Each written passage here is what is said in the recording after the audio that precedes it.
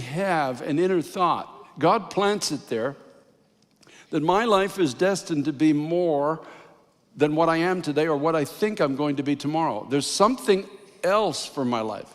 And you already know it in your heart. You know that God has planned something. It's a groan.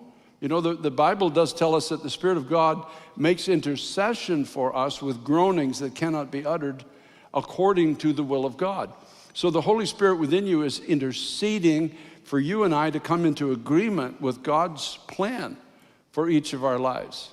And so there's an inner awareness in a sense. Now, I know I'm speaking to somebody directly today. There's an inner awareness.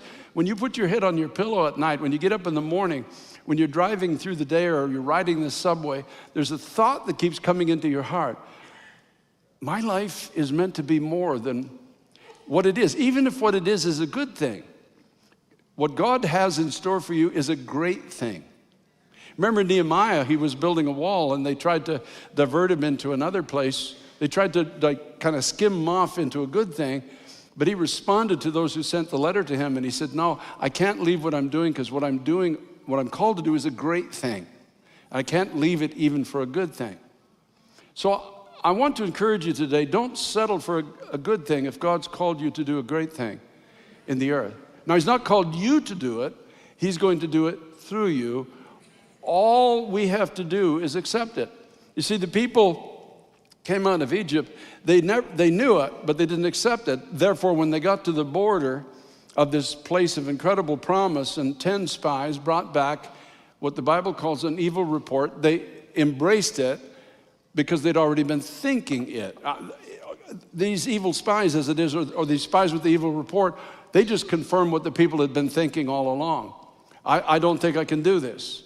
I don't think I'm strong enough. I don't think I have enough skills. The mountains are too high. The giants are too big.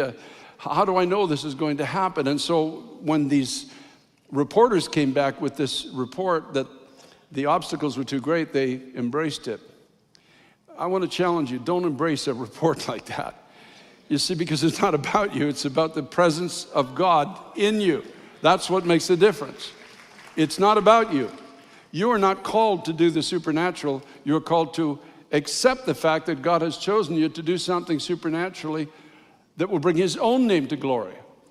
It's not us who do it. It's God who gives the giftings. It's God who strengthens us. It's God who does from the beginning to the end. He's the author and the finisher of our salvation. Young people, listen to me.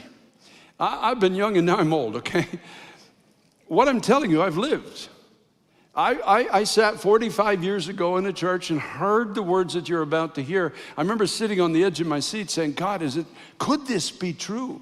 Is it possible that you have something bigger for my life than I have for myself? Is it possible that you're thinking thoughts about me that are far beyond the thoughts that others have thought about me? Is it possible you're speaking things into my life for the future that others didn't speak? They fell far short. As a matter of fact, they spoke the opposite in many cases.